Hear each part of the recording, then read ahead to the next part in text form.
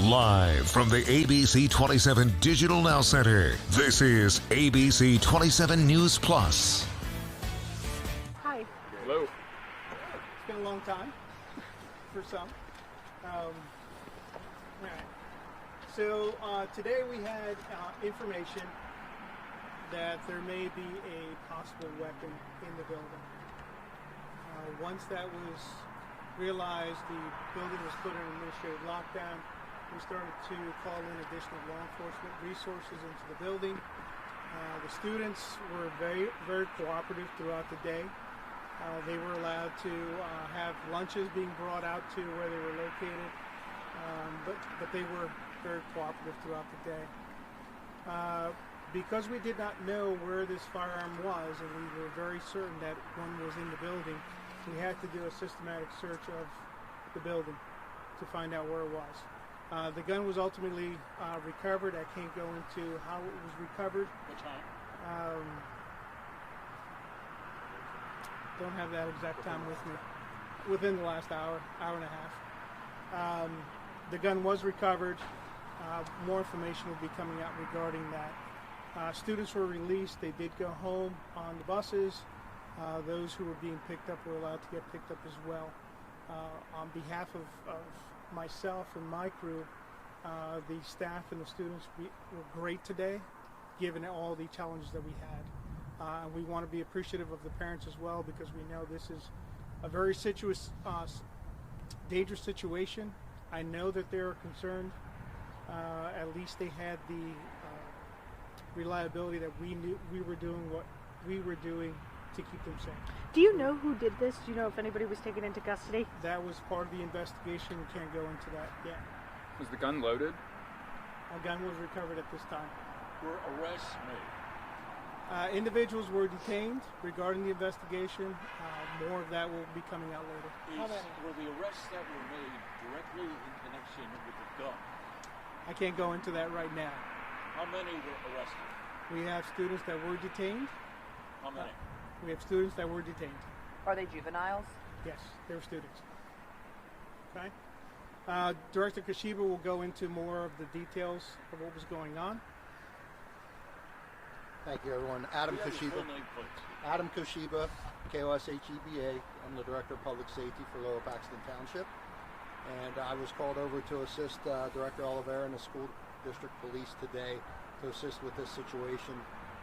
Understanding the magnitude of what we had in front of us, we immediately operated in a unified command, as we would expect everyone should be doing when something like this happens, working together as a group, a team, with administration, with the police, with many of our outside resources, fire police, fire departments, EMS, state police, you name it. We had a number of resources here to assist us. That systematic search began with trying to map out how we would attack this large search. I believe I heard upwards of 1,200 or more students in the school at the time, if that was an accurate number.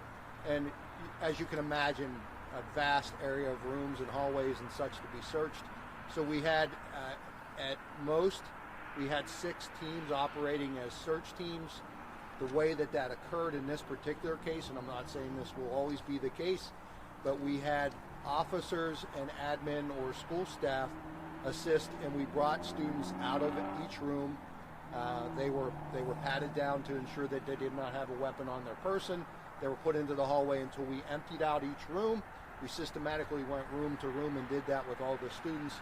They left all their belongings behind. After those students left that room, canine sweeps were done with firearms detection canines, one from Lower Paxton Township and the district attorney's office here. Another one came to assist us from Maryland, and we also had bomb dogs from the sheriff's office and from the Pennsylvania State Police that did secondary searches to those as well. So primary searches were getting the kids out, searching them, leaving their belongings behind. Secondary was their belongings, and then another exam by the bomb dogs, which also are trained to smell any kind of spent black powder used in firearms.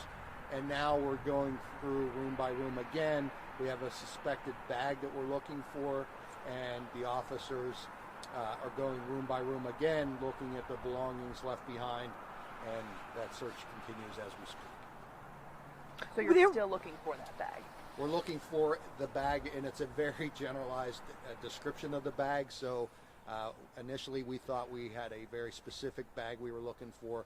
Now it's recently come to light. It's a little more general. So that's going to be more of a cursory search, if you would. Why do you want the bag? Was in the bag. That's part of the investigation right now.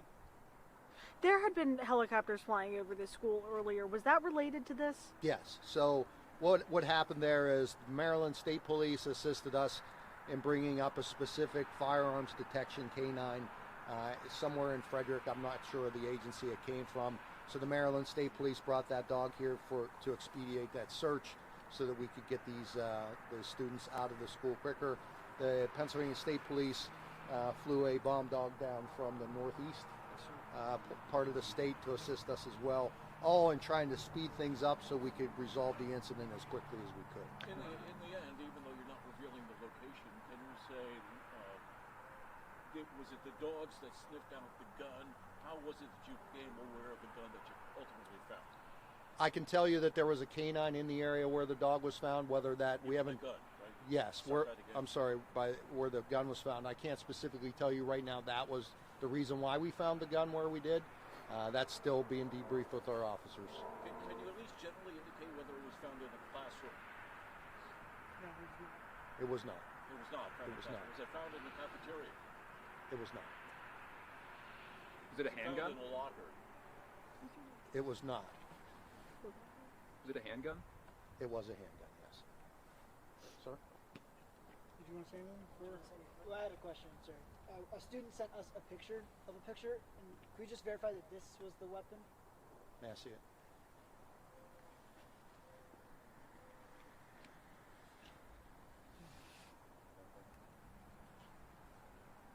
I would say that looks similar to what we might have been looking for. Students also told us, I know you guys had said that they were able to eat, but students said they hadn't eaten all day. Can you guys kind of walk us through what that looked like for students? It's just what we were hearing. You want to address that? My name's Aaron McConnell, and I'm the superintendent for Central Dauphin. I can say that we had food service preparing food and had that available in the auditorium and also in the gym. We had beverages there as well. I would say that if students were among the last searched, it was a long time until they were able to get to the auditorium to get food. Is school resuming as normal tomorrow? I know there's a bag you're looking for. Okay, so I did want to speak about that, so I'll just briefly say a couple of things. First of all, to let you know that all of the students were safely released today at 4:05 p.m. There were no injuries, all staff, students, everyone in the building was safe.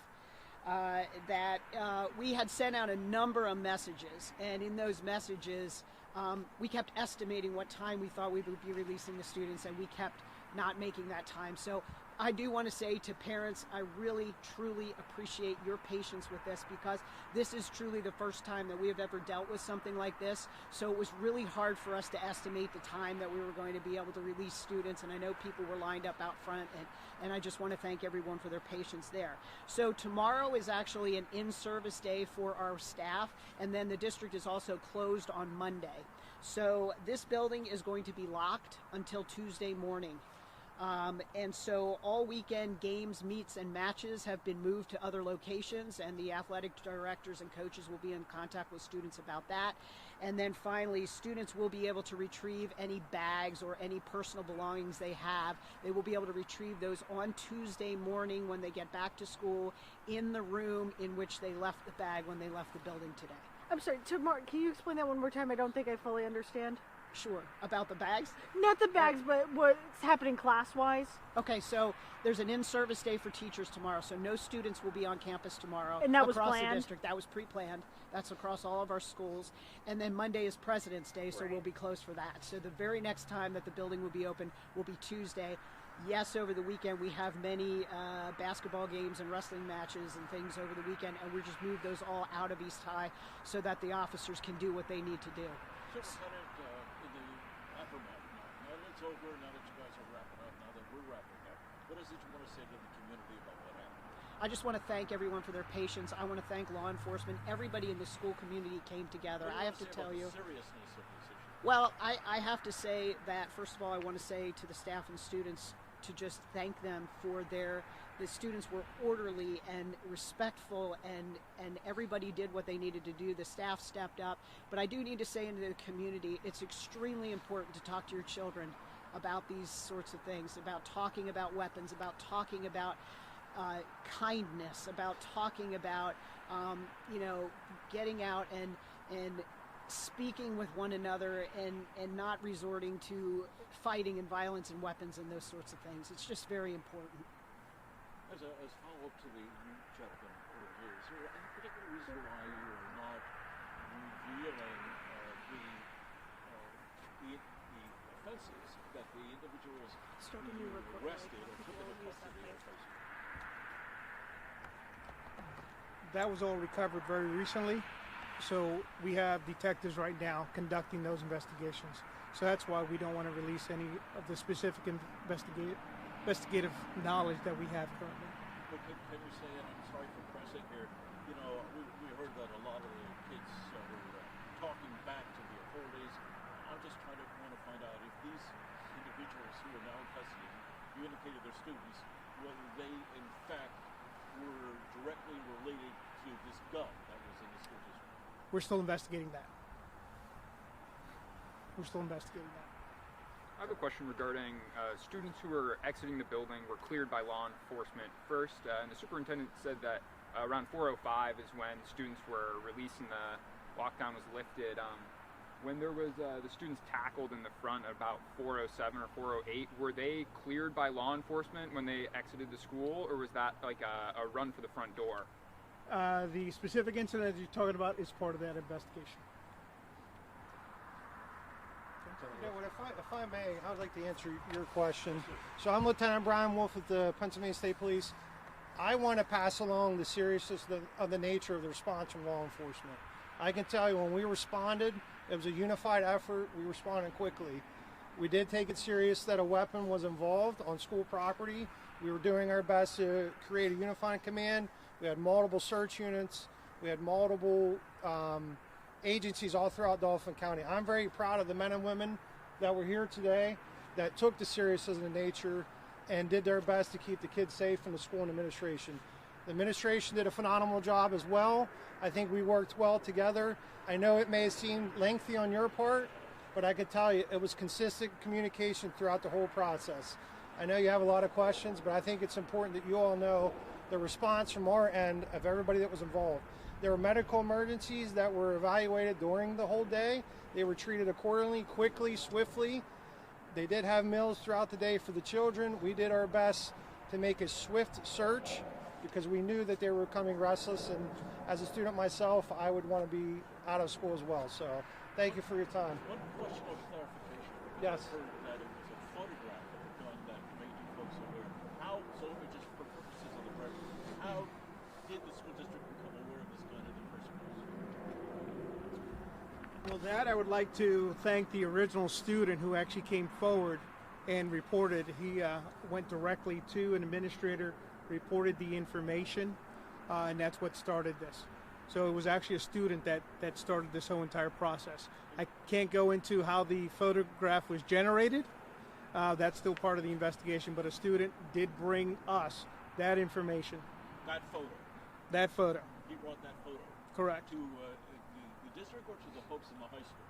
It was the administration staff in the building. It was actually an assistant principal. And that initiated the call to police? Yeah, that initiated everything. Now, To police, administration. I just want to ask, is it this photo that I showed up Mr. Shiba with? That is the original photo that we received. Okay. You have anything else? No? Okay. Any other questions? Thank you. Thank you. Thank you.